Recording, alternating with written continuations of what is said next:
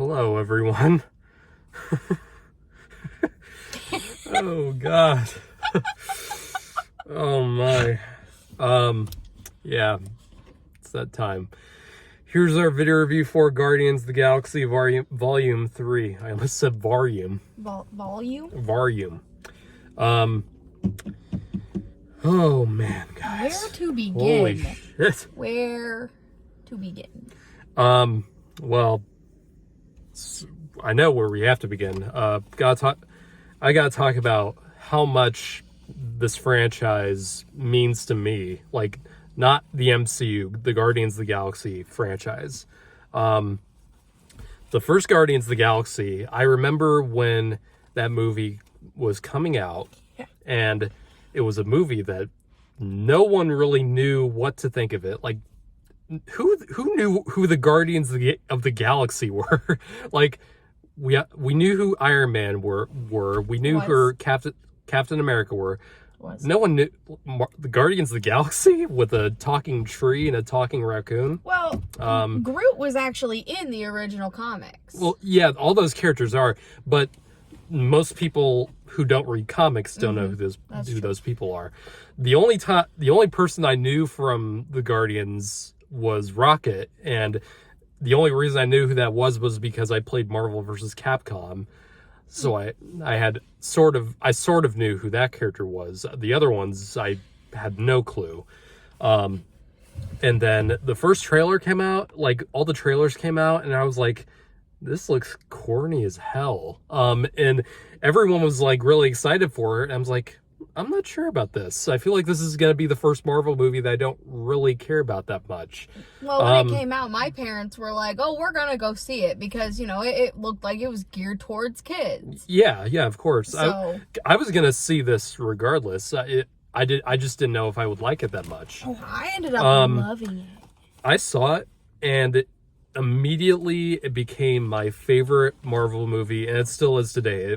The first Guardians is still my favorite MCU movie by far. I immediately fell in love with all these characters. I instantly could relate to them.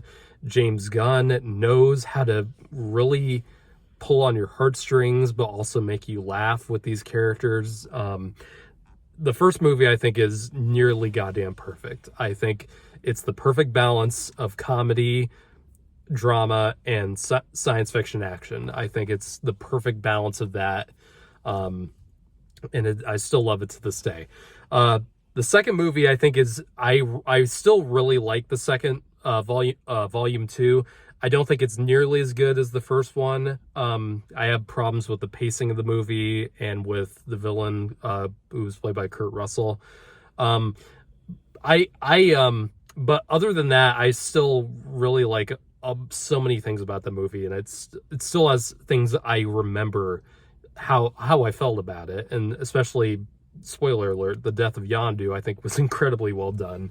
And the that made me cry. Oh yeah, that was super well done.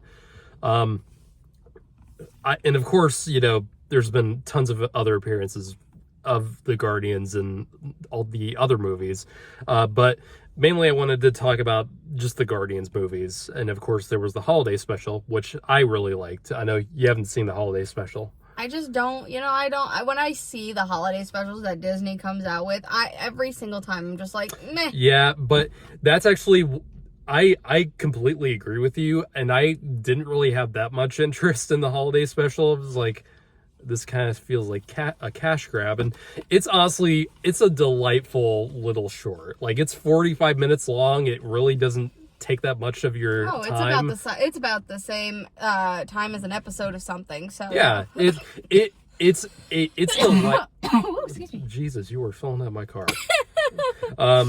Yeah, but honestly, the holiday special was surprisingly great, and James, I pretty much loved everything James Gunn has done. Like, even Guardians 2, which I don't love, I still really like.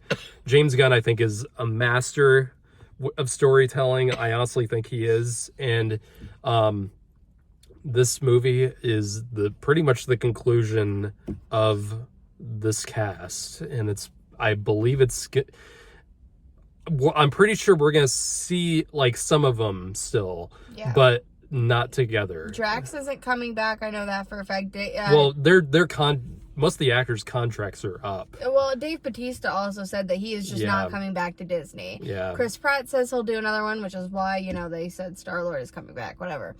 But... And remember, this is non-spoiler, so we're going to start this is going to be non-spoiler. We're about 5 minutes in. This is going to be the non-spoiler review. So I mean, no, Chris Pratt said that he would be willing to do it anyway, so I know that they're going to make another one. I knew some of them were sticking around. Definitely not all of them. Yeah, but I know that Dave Bautista and then Bradley Cooper, I don't think they're coming back. Yeah, I don't think so either. So, yeah, this is as the conclusion to this cast of characters that we've pretty much all grown to love and really get attached to in a pretty short amount of time. It's the first Guardians is not even 10 years old. Next year it's going to be 10 years old, which is fucking shocking. Christ, don't make me feel that movie's going to be a bro. decade old. Oh God, shit. We were teenagers. We were like 13. I was in high school. I was just starting high school when the first movie came out. Really? Because we started high school at the same time. 2014, that was literally freshman year. Christ on a cracker. Yeah. I can't even remember how old I am. That movie came out in anymore. August. It was like right before high school started. There you go. See, I don't remember nothing. Yeah. Not a dang thing. But yeah, as the conclusion to this set of characters, this movie fucking delivered. I honestly think this movie delivered in spades. Is it perfect? I don't think so, but I mean, there's a few plot issues, and some of the characters I feel like Adam Warlock, who's played by God damn it, I don't know Will Poulter. His name. I was about Will he's Poulter. the same guy who's in Shameless. Maze Runner, and he's also is he in Shameless? I think he's in Shameless. I think he plays. He's in a lot. He's in a lot of shit, man. Yes, Will Poulter I love. I think he's an outstanding actor. I feel like his character, even though he does have an arc, I feel like you probably could have written him out of the movie, at least screenwriting wise. And I'm writing a script right now. Like, I feel like that kind of character, I feel like could have been handled better. I feel like that character could have been better. And the villain of this movie, who's the High Evolutionary, that character. Name. The character's a fucking evil prick in this. Maniac. Holy shit! I wanted to strangle him in this. So the movie makes you hate this guy. Like, clearly, it's impossible not to. After you see all the shit you're not human if does. you don't hate this character. I feel like the character was a little bit flat, like one note. Like, the character didn't have that much to him. Like, he didn't have that much like dynamic. You can see the obsession. Yeah, you could. You still fucking hated this character. You wanted them to win against this guy. So they did get one F word. Thank God. Best F word ever put in a PG-13 movie. No. What? I disagree hard. Anchorman with Will Ferrell. That's a PG-13 movie? Yeah. The only time he says the F word is go fuck yourself, San Diego. Okay, all right. In my opinion, that's probably the best use of the F word in any PG-13. This was better. For me, it was better. There's not really much build up to it though. Like, that's not the. No, you don't need build up. It's just kind of there. Real quick. It's just kind of there. I don't know, but I'm so glad Marvel. Only James Gunn could have gotten away with that, and he's literally out. He's going out the door to DC. It was dark. It was DC dark. Moving on. Not like lighting dark. No. That shit was dark. I'm serious. This movie is fucking dark. Like, I know a lot of Marvel is made for kids. I think kids are going to have a hard time watching this. They got away with how dark it was because there was barely any blood shown. But there's some gruesome stuff in this movie. But there's no gore. It's just weird goop. Like, holy shit. Like, yeah, after seeing what James Gunn did with the Suicide Squad, the last Suicide Squad movie, and seeing how gruesome he could be with a superhero movie, I feel like James Gunn really had this kind of darkness simmering within him, because if you don't know, James Gunn, before he went to Marvel, he was working in trauma, which, if you don't know what trauma is, trauma is basically a bunch of low budget. It's basically a subgenre of these kind of exploitive, violent, like science fiction kind of movies. The Toxic Avenger is probably the most famous example of it. The movies that are like very gory, extreme, have a ton of practical effects and stuff like that.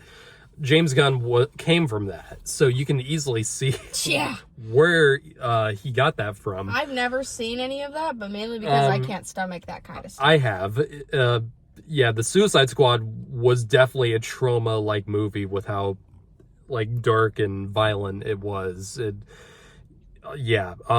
this wasn't PG-13, this was animal lovers.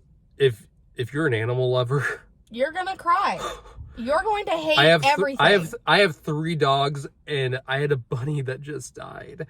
There's a bunny in this movie. Fuck. Oh my god. I have a dog and a cat. cat. Those wounds are still there. I swear to God, if anybody is actually doing shit like that to these animals, I'm coming for you first. Can't deal. So to answer the thumbnail, you didn't cry. I didn't cry. But I cried at least 4 times. 3 or 4 times. It was 4 in this times. movie. I'm sitting right next to you, and all I hear is... I couldn't cry. I don't know what it was. I felt I could. I'll say which moments I cried in the spoiler video, but this movie hit me in all the ways I think they intended to.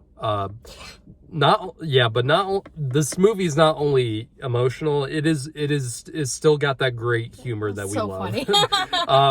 And the movie has a good balance.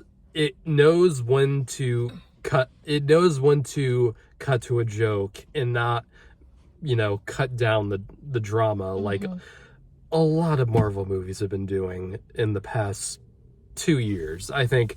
And that's been a kind of a problem with them before Endgame. After Endgame, though, it has turned a lot of people off for Marvel. So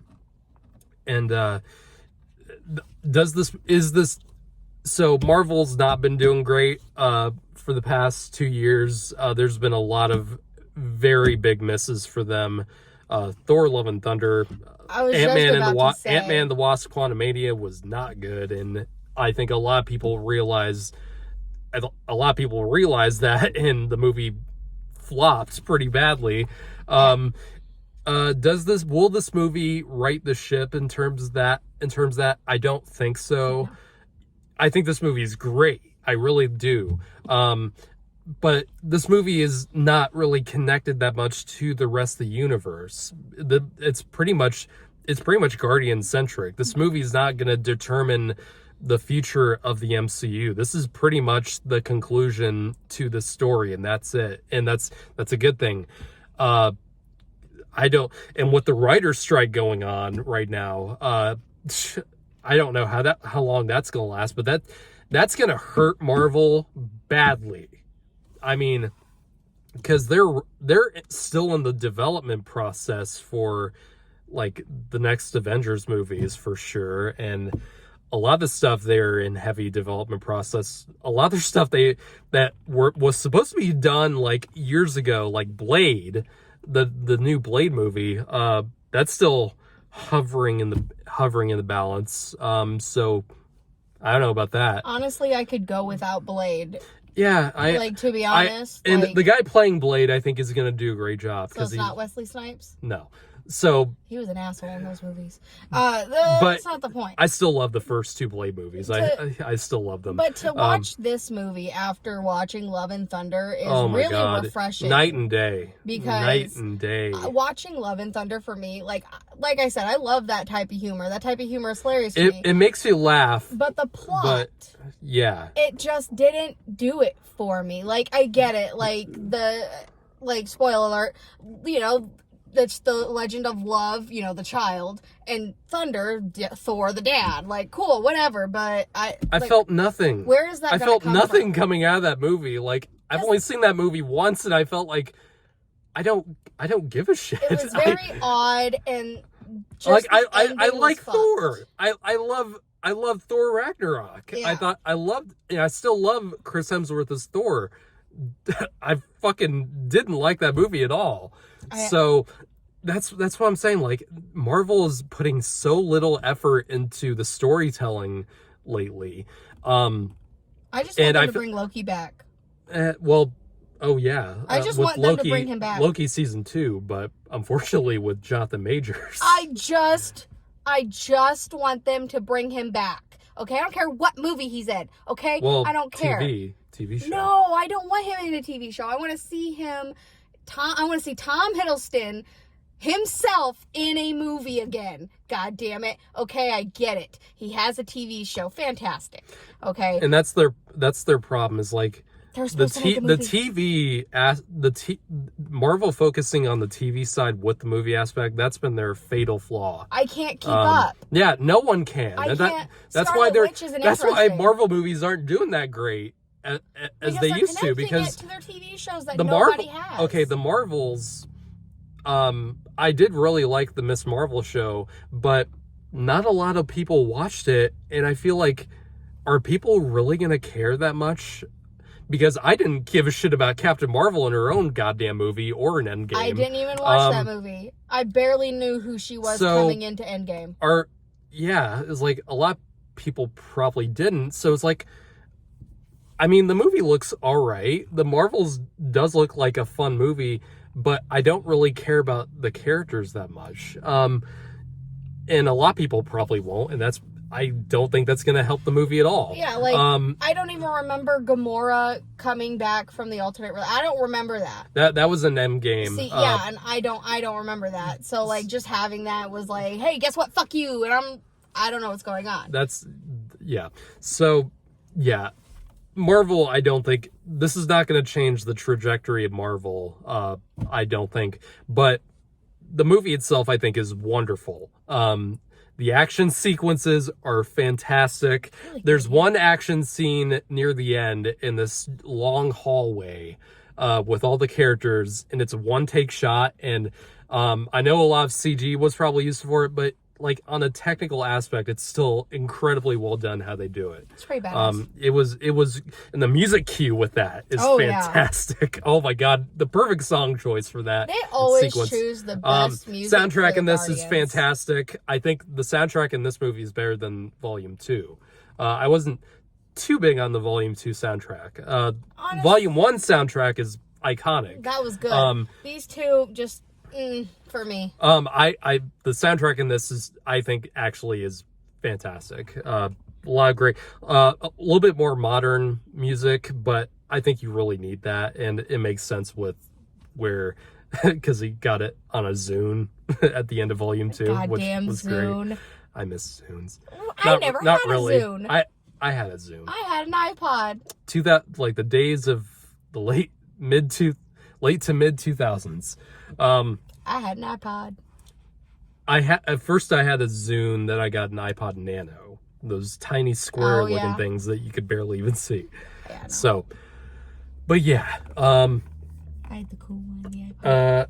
I really want to get into spoiler talk. So to wrap up the non-spoiler side, this movie, if you love these characters like I do, like we do, this movie's, like I said, the movie has some flaws to it, and it's not a perfect finale, but I really don't think it needed to be. And this movie puts character ahead of the plot, and it really it really makes you, if you weren't too big on volume 2, you're gonna fall in love with these characters all over again. Still think the first movie is the best of these three, but I still came out of this movie really affected by it, and I feel like a lot of fans of these three movies are gonna, of this trilogy, I think they're gonna come out of this movie affected also. So I'm gonna give this movie a 9 out of 10. It's I really had such a great time watching it, and it this might be actually be the first Marvel movie in a while that I actually see multiple times, because I think I don't see these movies, because I used to see these movies like at least 3 or 4 times. Now, of course, I'm busier than I used to, but I would usually put some time into doing that. Now, like with the past few, it was like a one and done for me. Because they weren't good. They weren't, yeah. They weren't written very well. The quality just wasn't as good. Yeah, but this one I can definitely see myself watching again. So yes. What do you think? I'm gonna have to say a 9 out of 10 as well, mainly because I don't understand the technical aspects of movies like that. I just like stories and comedy. James Gunn is so good. He's one of my favorite directors. I'm just not technical like that, but I will give it a 9 out of 10. Fine. I don't know. I love the characters. I love this movie. I don't know what I'm gonna do without these characters. I love them so much. I don't know what I'm gonna do without them. I'm gonna say the same thing that I said. The same thing that you were doing the entire time you were waiting for this movie. You just forget about it. You just forget about it and go on with your life. I know, but... And then you think about it again, and then you cry. Yeah. Every time. We're going to move on to the spoiler talk. So click on the spoiler video if you've seen it. So...